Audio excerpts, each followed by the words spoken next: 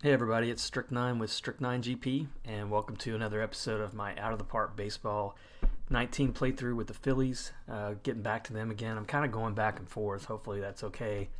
But I've really kind of made it a goal to get this team to the World Series and hopefully win it before I move on. And I don't know.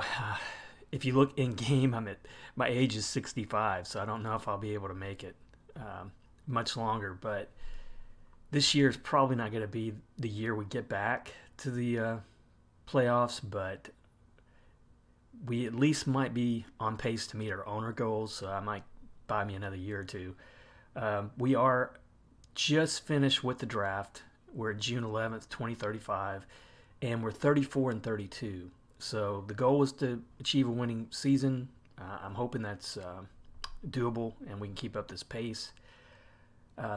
You can see we're in some ways not too far behind Washington this stage of the season. I mean, 60, what is that, 66 games through, so we're well over a third of the way.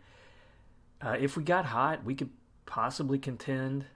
Nobody's really running away with the division right now, but it's really tight, between four teams if you count us. So winning that division would be a really tough stretch, but we'll see what we can do.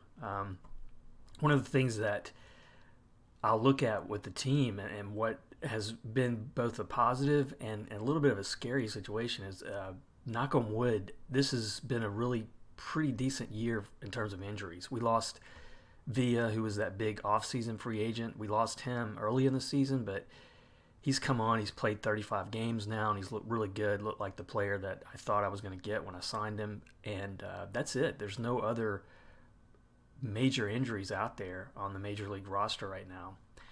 So let's go ahead though and start kind of like what I did with the Reds. Let's take a look at the draft that we just had. Much better than the last draft I had with this Phillies team. I'll take a look here at the first, say, 5 or so rounds. Let me see, draft history. And this is kind of fun. I don't know if you guys, when you're playing out, if you've got a season that's been going for quite a while, it's kind of fun to go back and look at this draft history screen and just kind of check out who your top picks were and how they either developed for you or did in the league. Like Ken Tell Me, for instance, was a high draft pick in 2024. Sean Barge was a first-round pick. He had several good years for me. Pat Dowdy, guy that I traded to Cincinnati, who's had an all-star career with Cincinnati, having several good years. Going back further, from when I started this playthrough, I had some pretty tough years there. Guys who didn't really make it, but every once in a while you'll find kind of like a surprise, like in one of the lower picks. You'll say, "Wow, I forgot that I even signed this guy." He may have gone through your system, got picked up as a minor league free agent, and it's just kind of fun to look. If they didn't make it with your team, at least it kind of justifies your pick of them, and I think it's kind of fun to every once in a while take a look at it. But looking at the 2035 draft, our first pick is the only guy we haven't really signed yet. It was a pitcher. And for me, this was kind of a mix. I thought he was the best pitcher available from both my scout and OSA. This is OSA's ratings. They've got him at a potential 3, but they do have, the kind of things that you look for in a starting pitcher: 4 solid pitches, his main pitching ratings, stuff, movement, control, all potentially in double digits, which I like to see. Movement, if that gets a little better with time, that would be even better. His personality is okay, nothing too major as a negative, but I'm still waiting for him to sign. And I think I gave him a pretty high. Yeah, I gave him a pretty high pick there. I met his demand, which was 1.4 million. So I'm hoping that he eventually signs, but he's been really slow to do it. The second pick, Eric Berga was a second baseman. I really like second baseman. I always kind of, if I see a good second baseman who's got good overall ratings, I usually go for him. This guy's got good speed. He's young. His defense is probably going to improve. My scout thinks he's 3.5 star potential. OSA, not as high, but they still have pretty good individual ratings. My third round pick was another outfielder.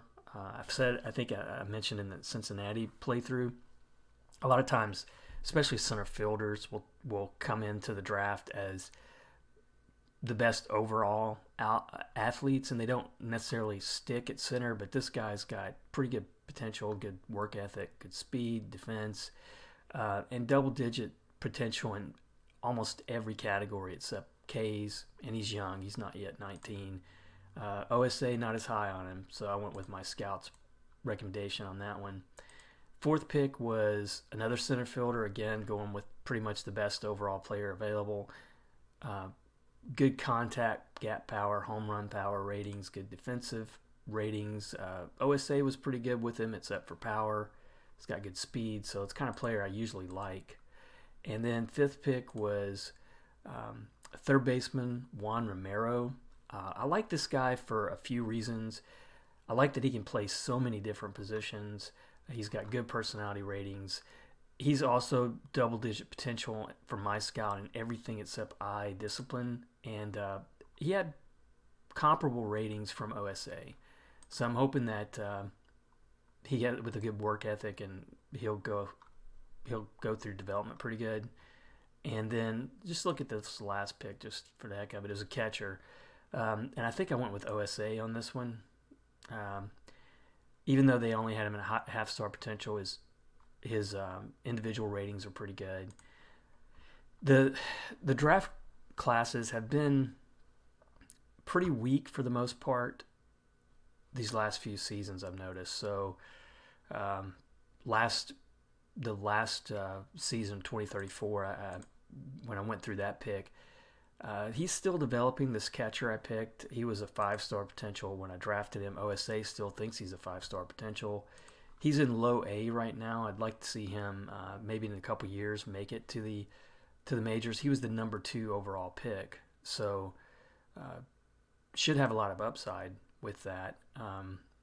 But outside of him, the rest of those picks were really slim and not very good at all. This guy, for instance, when I drafted him, I thought he was like 4-star potential maybe, and he's already down to half-star potential. So a lot of those guys aren't going to shake up too good. It doesn't look like.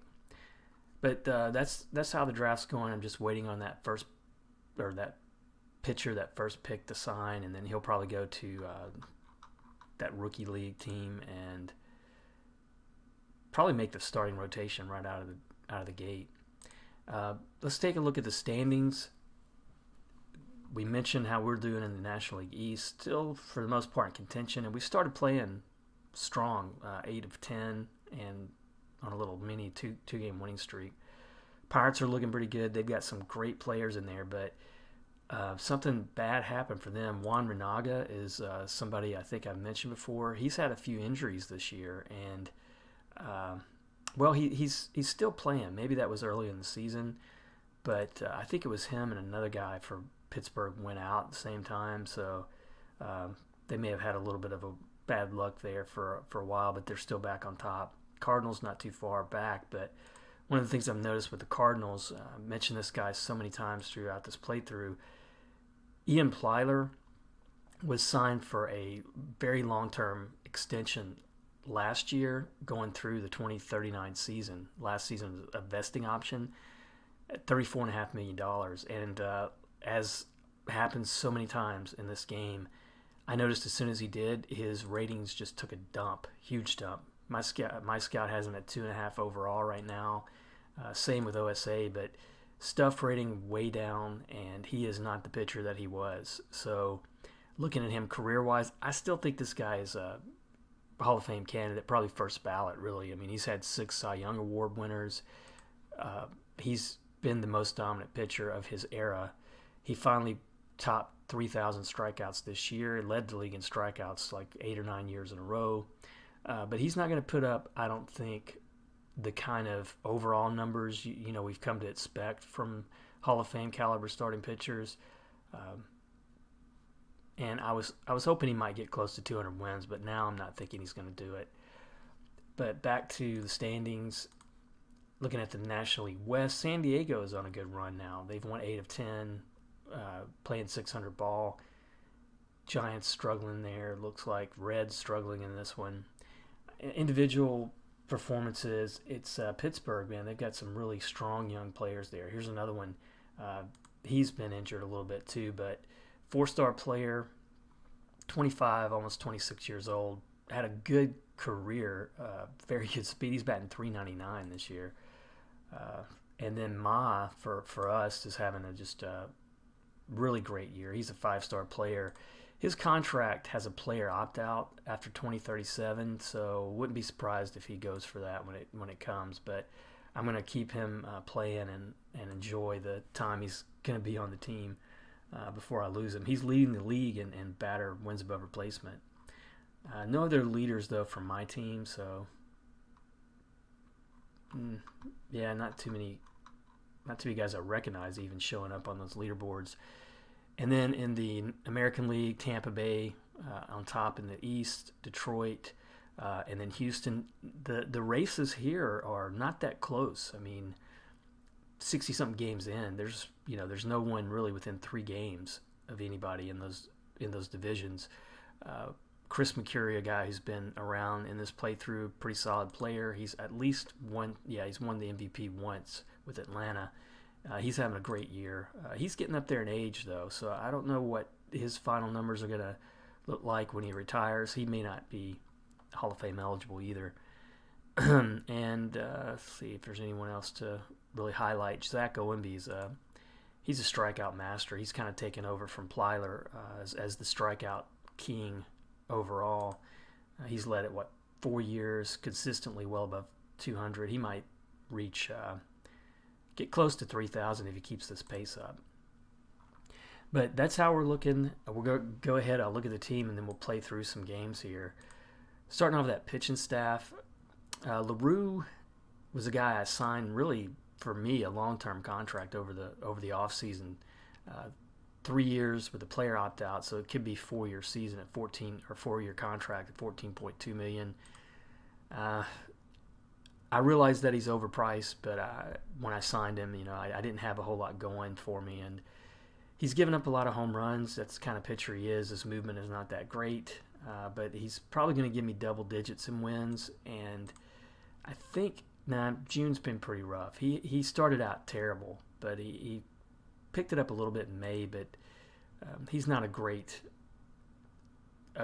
overall pitcher. McSparron's doing good. Madrak, that's something I'm going to have to, I guess, mention. I think this happened since the last episode. I made a trade for this guy from Seattle right as the season was starting. I traded just a backup first baseman. It was obvious that Tampa Bay was trying to get rid of some salary, and the fact that they're winning the division, I guess they felt like they didn't need him. They do have a pretty good rotation in place. Madrak is a 3.5-star pitcher, but man, he's got great individual ratings, good stamina.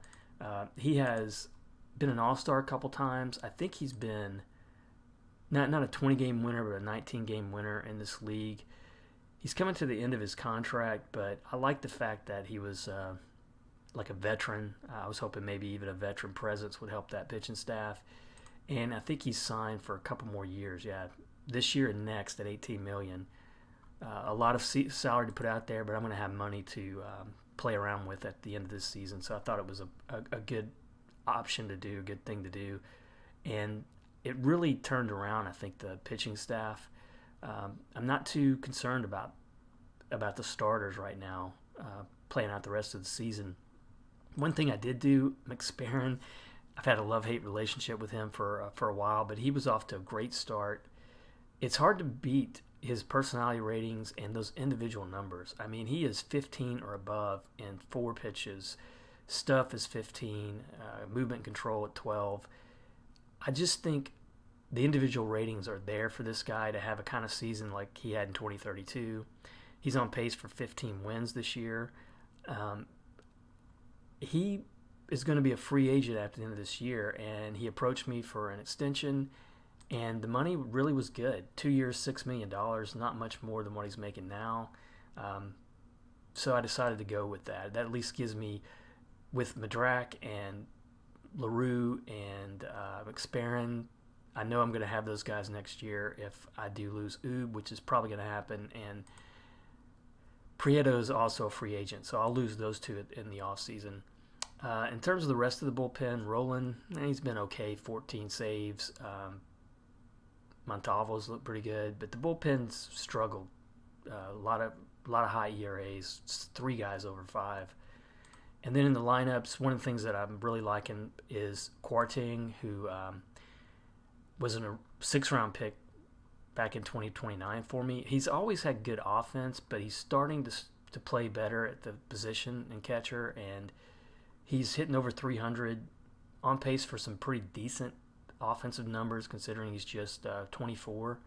So I've made him the starting catcher now. Lucky's not happy with that, but he just doesn't have the ratings really when you compare it to I know I'm losing some defense, but still I think it's time that Quarting takes the job. Still struggling at first. We got Padilla in there right now. Well, he's a backup because I am still playing Kevin Cox at first, who is not putting up the offensive numbers I was hoping. Loman's struggling a little bit. His average is down. Single hasn't been too bad at short, but Koopman's looked pretty bad backing him up. And then Tipton's looked pretty good, and right, Villa's looking really good if he stays healthy. I think that was a good pickup. And then Vargas, after a slow start, is starting to hit a little bit better. He's hitting 385 in June so far. I need this guy to produce, though. He's a long-term sign. There's not a whole lot I can do with him. I've struggled for years figuring out what I'm going to do with him because his defensive rating started taking a dive. But he does get on base quite a bit. He's still got good speed, so I'm going to keep him in that top of the lineup for now. And just to double check, like I was saying, the disabled list right now is looking good. We're really healthy. Even in the minors, that's not too bad at this stage of the season. So let's go ahead and play through some games. We got a good series coming up against Atlanta. And I've just received a personal message, but it's nothing that I really need. And so now I do have Contreras. He did sign. And that's he more than likely he's going to be in that Gulf Coast Rookie League. Yeah, he's probably going to be in the starting rotation, but let me just check, see what the manager decides to do with him. Yep, he makes him the number 1 starter. I don't really have a pretty deep roster when you get down to that level, so hopefully we'll get some play time, and develop okay. So we're at home for 2 games against Atlanta. This would be a good series to sweep, but we lose the first one 10-14. A lot of offense. Villa 3 for 5, scored 3 runs. Loman may have had a home run. Nope, he didn't. But Ma 2 for 5, drove in 5. Quarting 3 for 5. But just really stunk it up, and the bullpen didn't help. Rozier, Montalvo, pretty bad game there. And let's see if we can salvage a split. And we do win the second game 6-4. Kind of a minor league injury. Kevin Cox may have had a home run in this one. And Lucky backing up, hit a couple hits. And then Prieto got his 4th win of the year, rolling his 15th save. So now we're on the road against San Francisco. No, it's home against San Francisco for 4 games. And they are really struggling at 371. This would be a good series. If we could win 3 of 4 here, that'd be a good series for us. We win the first one 10-3. And another signing, I forgot about this guy. So Jeremy Tuck, who was my 4th round pick, he was late signed too, so he's going to be at Gulf Coast Rookie League 2. Looking at this game, 10-3, Vargas, a very good game. 4 for 4, scored 3, drove in 3. Villa was 3 for 5, and Kevin Cox, another good game from him. And Madrak, 7 solid innings, no earned runs, 8 strikeouts, and his 6th win for us. Now, second game, shutout, 6-0. And Ma has been suspended. Dang. For 4 games. Well, that's not cool. LaRue, though, did pitch a shutout. It's a good thing to see from him. Lohman was 2 for 3. Cox had another home run. Lohman had 2 home runs in this game. And Single was 2 for 4 with 3 RBIs. Good game from him. So Cox up there, he has 51 RBIs, on pace for 118. I just don't know why his average is struggling so much.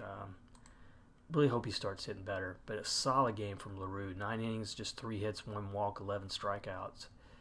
So we won the first 2 games. Let's hope we can finish this up here, and a sweep would be nice. And we won the 3rd game 4-2. A tired arm injury. Alfredo Espinal's injured.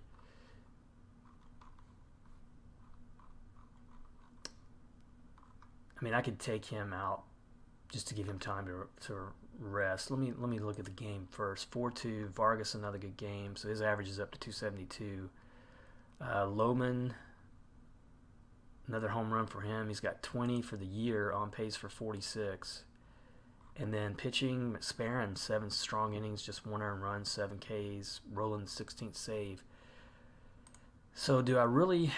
Yeah, I think I need to put him on the DL. This guy's turning out to be one of my better bullpen pitchers. I don't think he's going to make it as a starter, but it's possible he could close or be at least a very strong reliever. So I want to try to keep him healthy, and I will move. I've got Chris Bunker, Flores. He's got some pretty good numbers there too. Great work ethic. Let me see.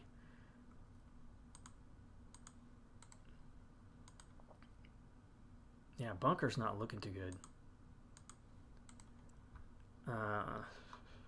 Saucedo or Padgett. Padgett would probably be the best bet here. Let me put him in there. And I'll have Padgett as the stopper and see if that works, and have him as a setup secondary.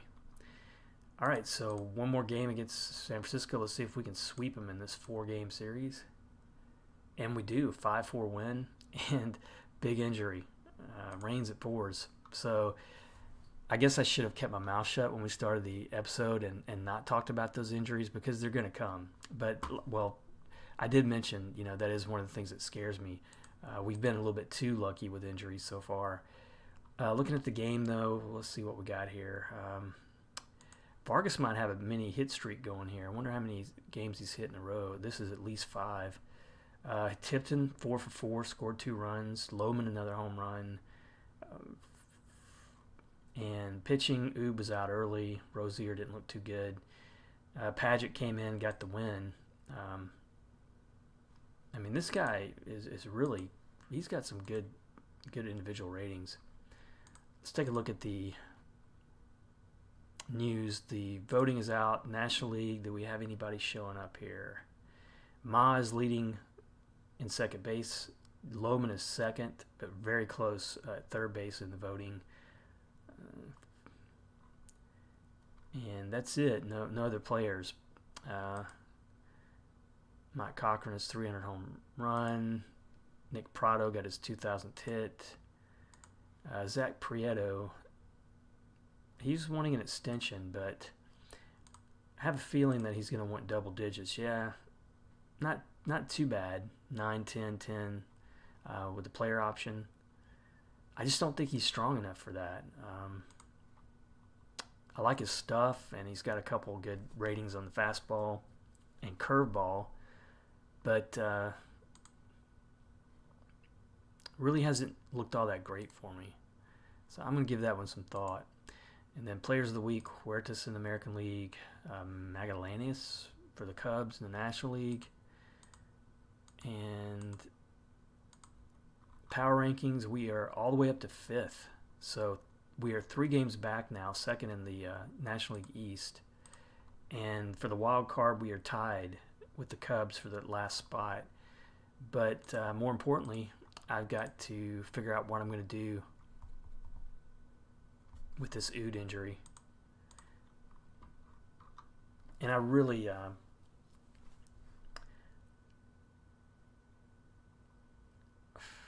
got Pacheco, who's looking pretty good, or Furlong, who's not looking that good.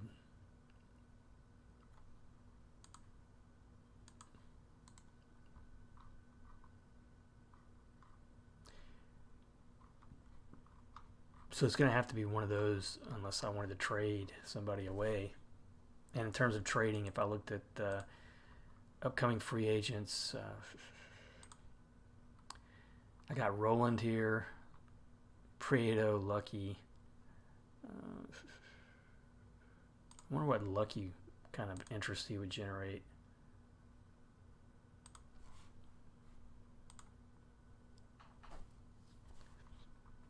He's still a good defensive catcher, and a team that was probably low on catching depth could start him. But so let's see. I'm just looking for starting pitchers here. So we got Brad DeWolf comes up. Pretty good numbers from him, really. And he's signed for pretty high-end back end on that contract. Sean Gibson, the guy I've seen quite a bit, 11.3 and 10 million, but he's just a 2.5-star pitcher. I think the problem with him is he's got 2 strong pitches and 2 weak pitches, and I think that hurts him probably as a starter. So we got Gabe Olivier, young guy here, 3 solid pitches, just a 2-star rated pitcher from OSA. He's a righty, not too good against lefties.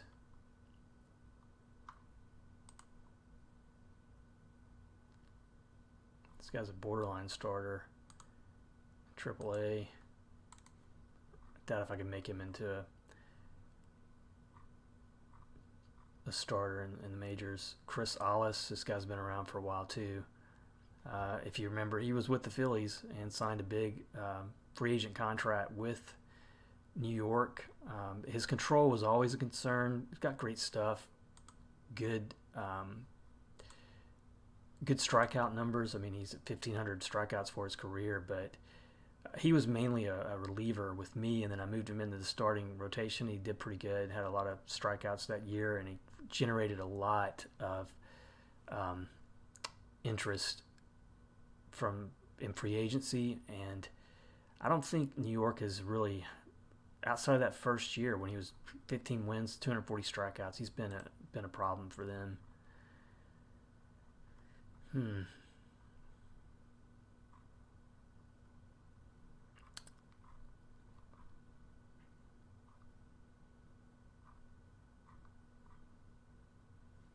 So I think what I'm going to do is ride it out a little bit longer. I'm going to move one of these guys up here. Probably Furlong for now. Oh, got to move OOTP to that disabled list. And that pretty much does it for him. For us, I won't re-sign him. And he was making $9+ million, so that'll save some money. And so what I'm going to do is I also could do Medina in that starting rotation too.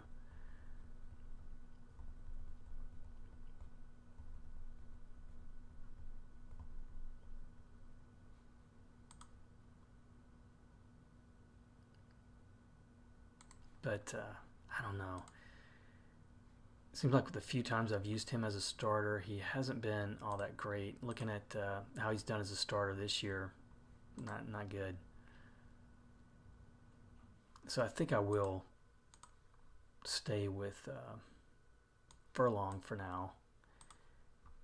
Move LaRue up here, Prieto there, and McSparren into that 4th spot. And we'll see if that buys us some time. Did I check the waiver wire? Yeah, nothing there right now. So we're at New York for a couple games. Let's see how we get through this series. First game we lose. This is the Yankees. Vargas 2 for 5, still hitting the ball good. Prieto, bad game, and this kind of justifies a little bit, I think, even though it's one game. He is very inconsistent, and that ERA is up there. So let's see if we can split this one, and we lose 2-3 in extra innings. So not much offense going on in this one. Madrak, a pretty decent game, 5 2/3, just 2 earned runs, but we couldn't get our offense going. So now we've got Baltimore coming up, and that was a big loss. Joe Thomas, 10 months. Fortunately, he's not somebody who's really a top prospect for me. So Baltimore, they're 37-39. We got 3 games at home. Let's see if we can win 2 or 3 here. First game's a shutout. And who is this one? Almost some minor injuries popping up.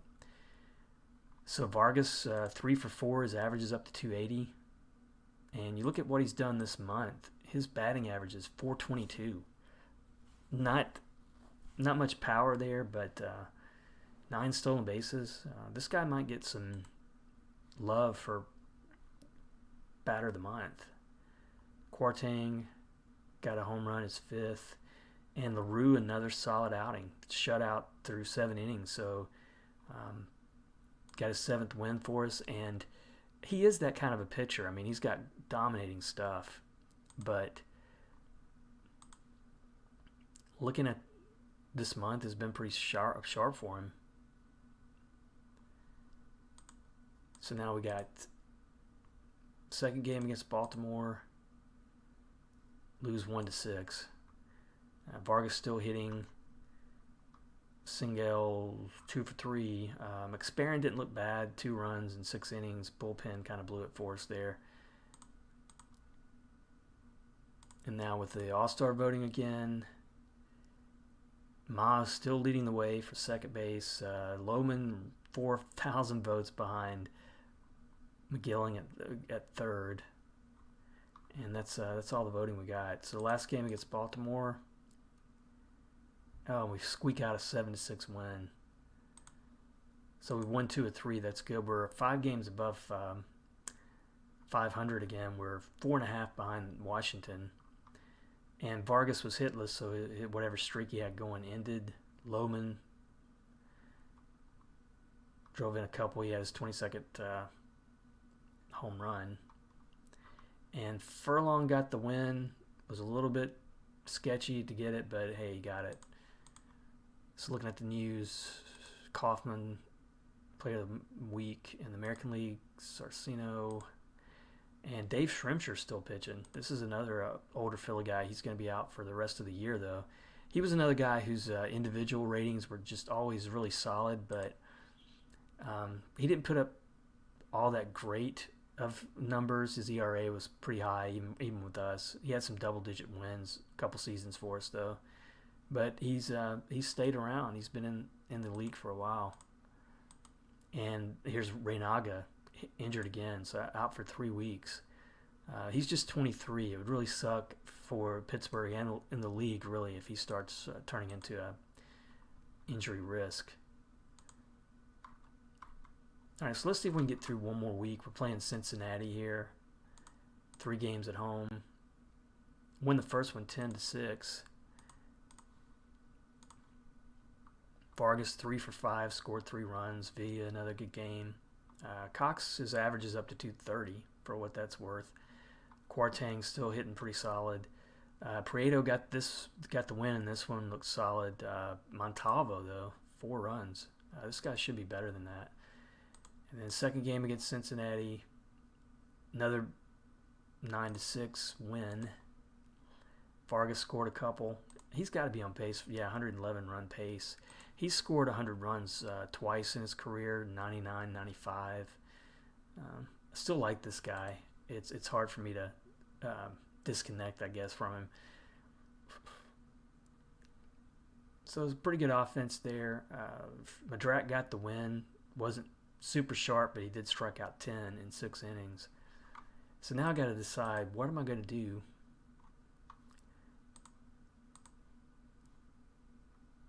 Pitching wise, I mean, Padgett, I think this guy's ready to play. Medina is a free agent next year. He's got a vesting option. He's really cheap. I don't know that I want to lose him. I could stand to lose Rozier though.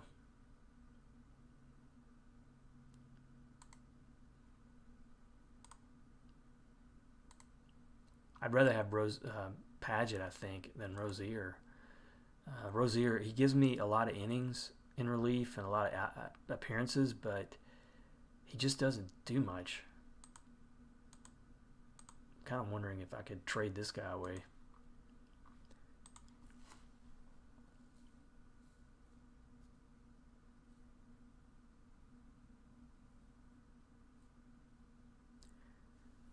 And more than likely, I'll get some of the same guys that I saw when I threw Lucky out there.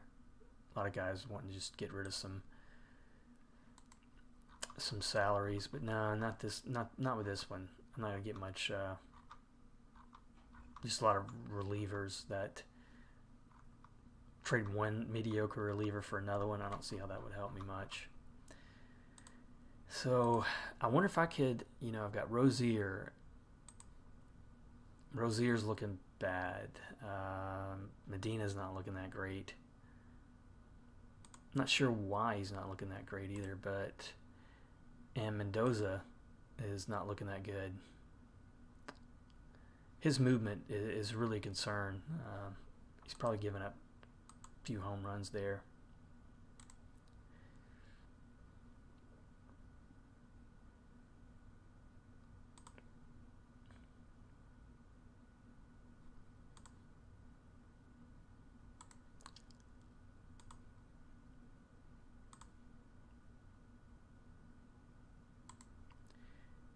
And let's see how Padgett is rated.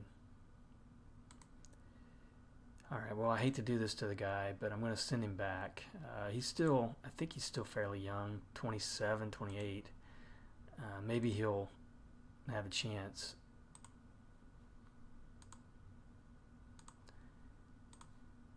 Next year on the team.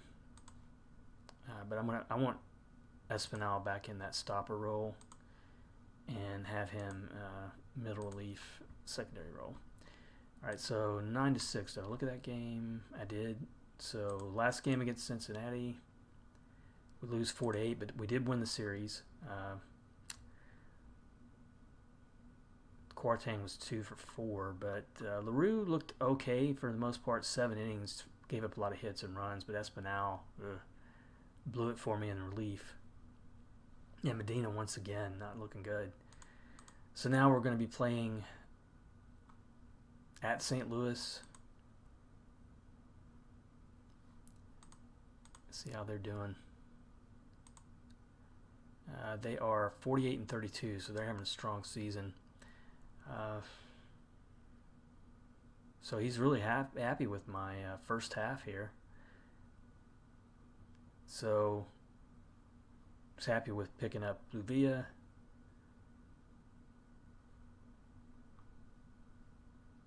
Man, he's kind of a mixed bag.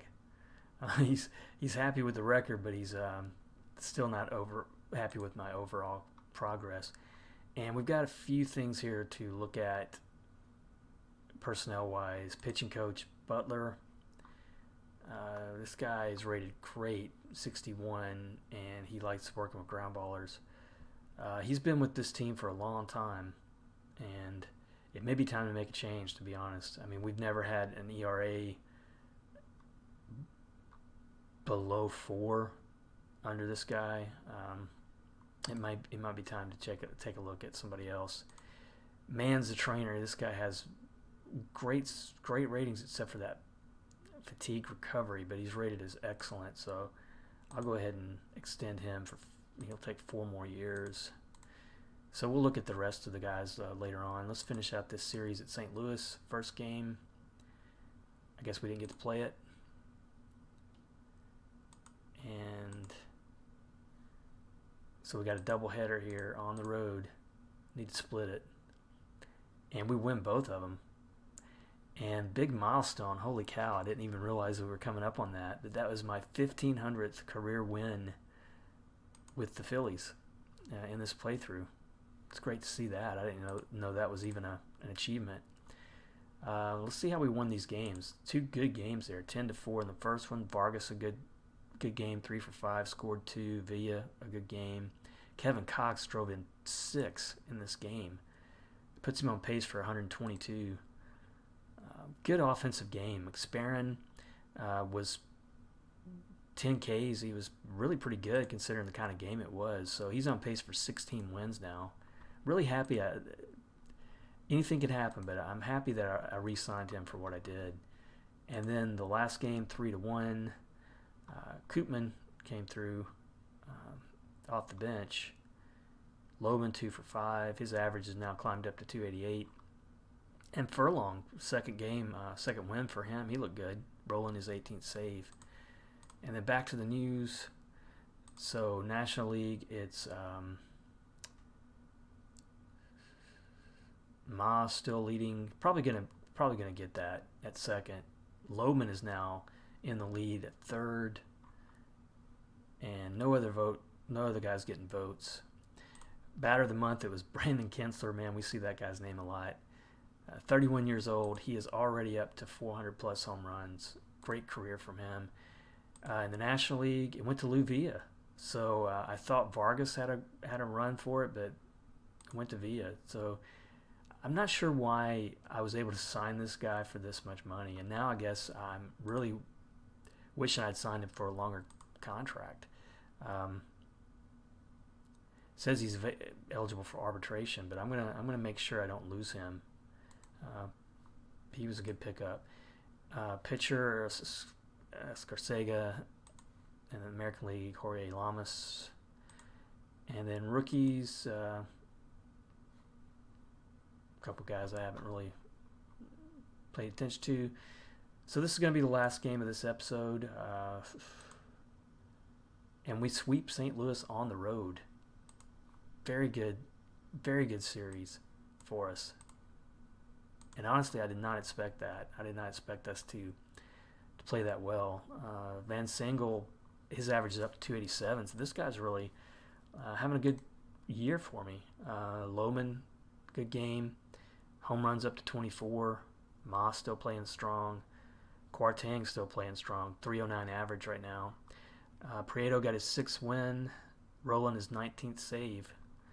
So good stuff. This is a pretty good streak for us. Now we got the international free agents coming on.